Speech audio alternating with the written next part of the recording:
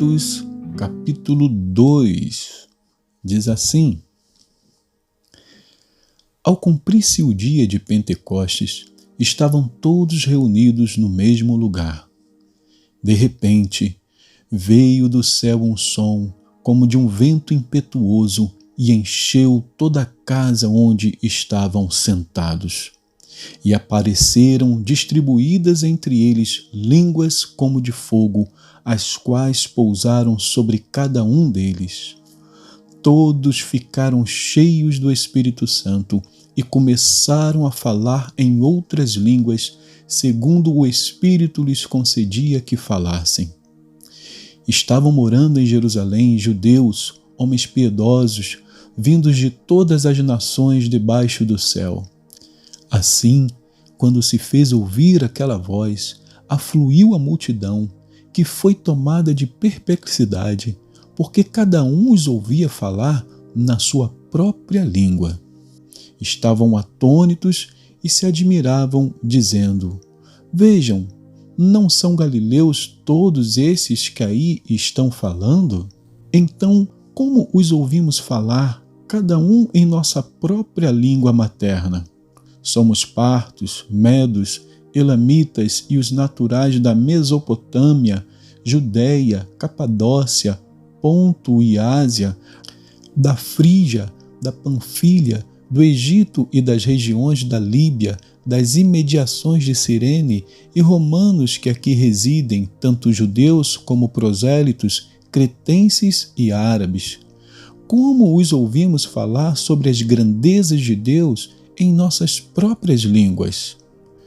Todos, atônitos e perplexos, perguntavam uns aos outros: O que será que isso quer dizer? Outros, porém, zombando, diziam: Estão bêbados.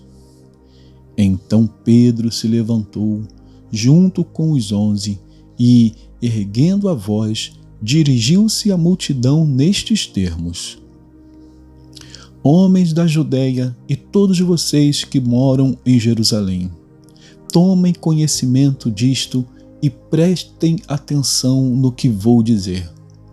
Estes homens não estão bêbados, como vocês estão pensando, porque são apenas 9 horas da manhã. Mas o que está acontecendo é o que foi dito por meio do profeta Joel. E acontecerá nos últimos dias, diz Deus, que derramarei o meu Espírito sobre toda a humanidade. Os filhos e as filhas de vocês profetizarão, os seus jovens terão visões, e os seus velhos sonharão.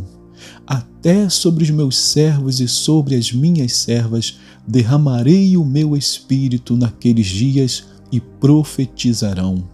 Mostrarei prodígios em cima no céu e sinais embaixo na terra, sangue, fogo e nuvens de fumaça. O sol se transformará em trevas e a lua em sangue, antes que venha o grande e glorioso dia do Senhor.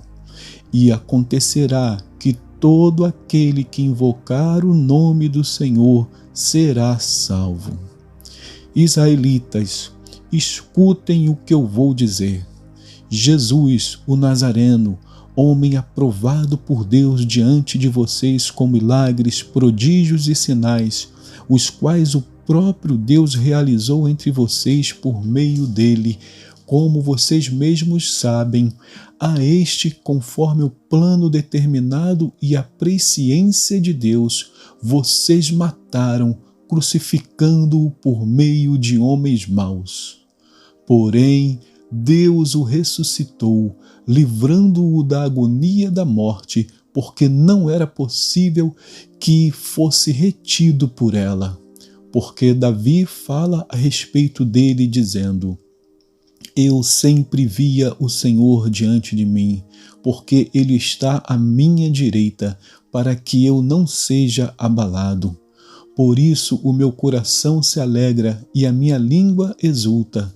Além disto, também a minha própria carne repousará em esperança, porque não deixarás a minha alma na morte, nem permitirás que o teu santo veja corrupção. fizeste-me conhecer os caminhos da vida e me encherás de alegria na tua presença. Irmãos, permitam-me falar-lhes claramente a respeito do patriarca Davi. Ele morreu e foi sepultado, e o seu túmulo permanece entre nós até hoje. Sendo, pois, profeta, e sabendo que Deus lhe havia jurado que um dos seus descendentes se assentaria no seu trono, prevendo isto, referiu-se à ressurreição de Cristo, que nem foi deixado na morte, nem o seu corpo experimentou corrupção. Deus ressuscitou este Jesus, e disto todos nós somos testemunhas.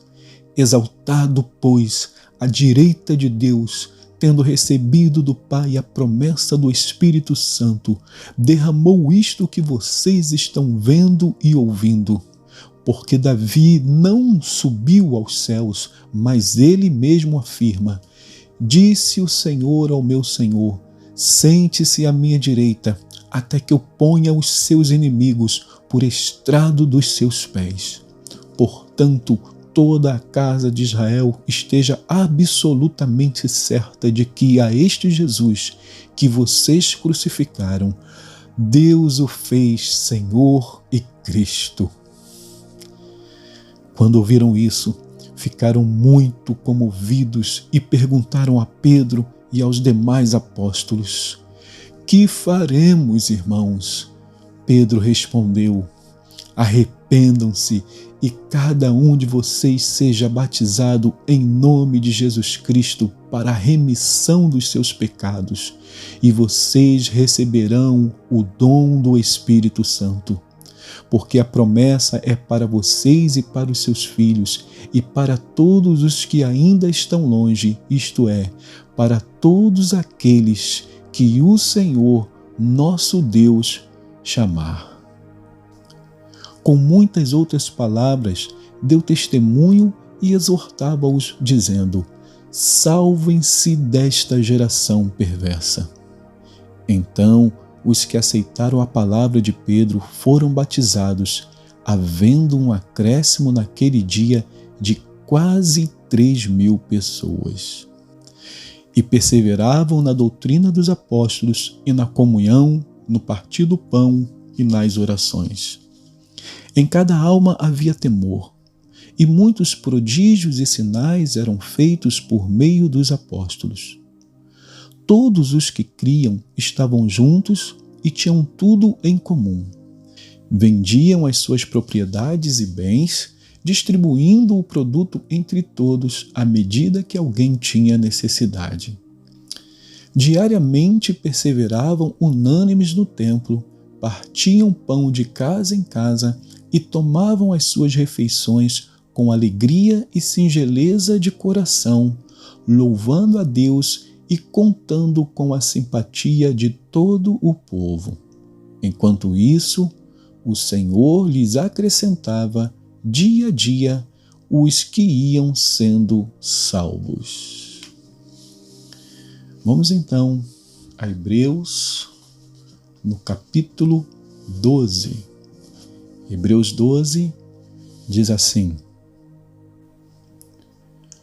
portanto, também nós, visto que temos a rodear-nos tão grande nuvem de testemunhas, livremo-nos de todo o peso e do pecado que tão firmemente se apega a nós e corramos com perseverança a carreira que nos está proposta, olhando firmemente para o autor e consumador da fé, Jesus, o qual, em troca da alegria que lhe estava proposta, suportou a cruz, sem se importar com a vergonha, e agora está sentado à direita do trono de Deus.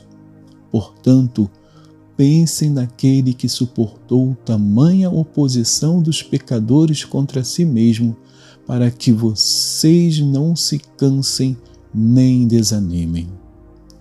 Na luta contra o pecado, vocês ainda não resistiram até o sangue, e vocês se esqueceram da exortação que lhes é dirigida como a filhos.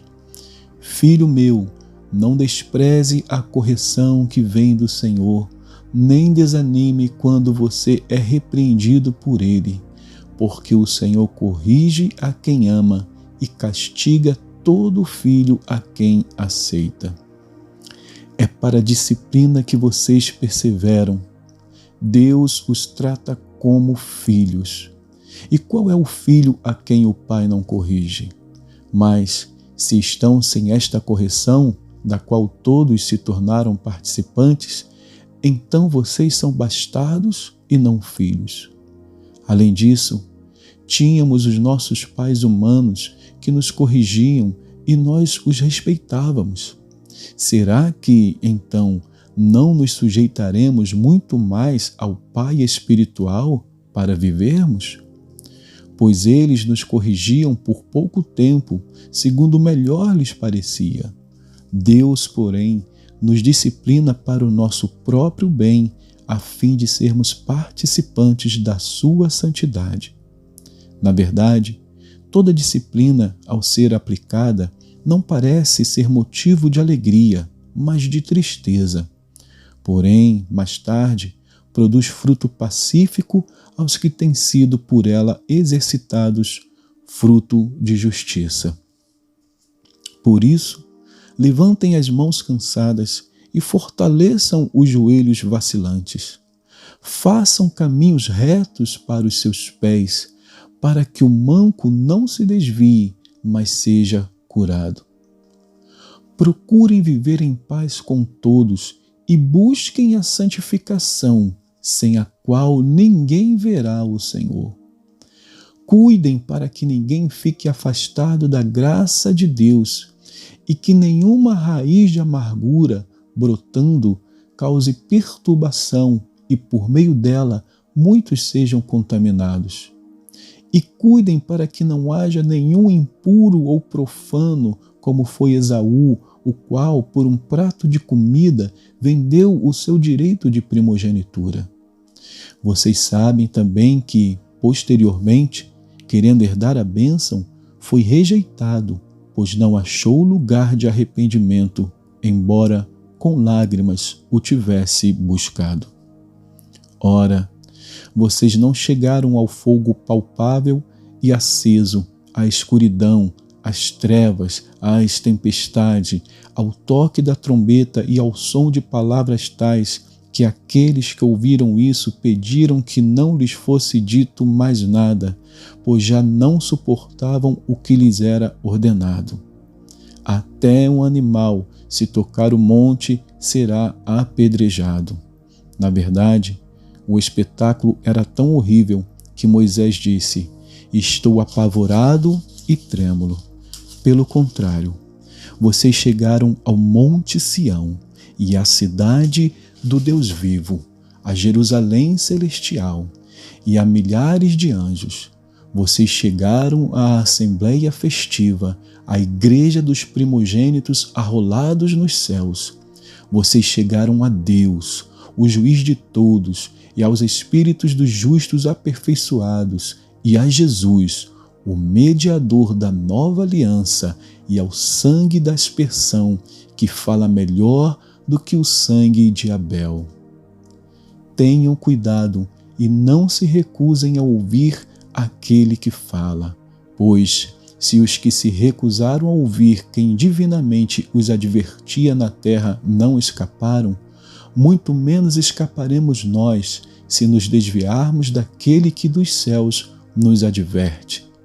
Naquele tempo, a voz dele abalou a terra, mas agora ele promete, dizendo: mais uma vez eu farei tremer não só a terra, mas também o céu. Ora, as palavras mais uma vez significam a remoção dessas coisas abaladas, ou seja, das coisas criadas, para que permaneçam as coisas que não podem ser abaladas. Por isso, recebendo nós um reino inabalável, retenhamos a graça pela qual servamos a Deus de modo agradável, com reverência e temor, porque o nosso Deus é fogo consumidor. e que Deus abençoe a porção da sua palavra.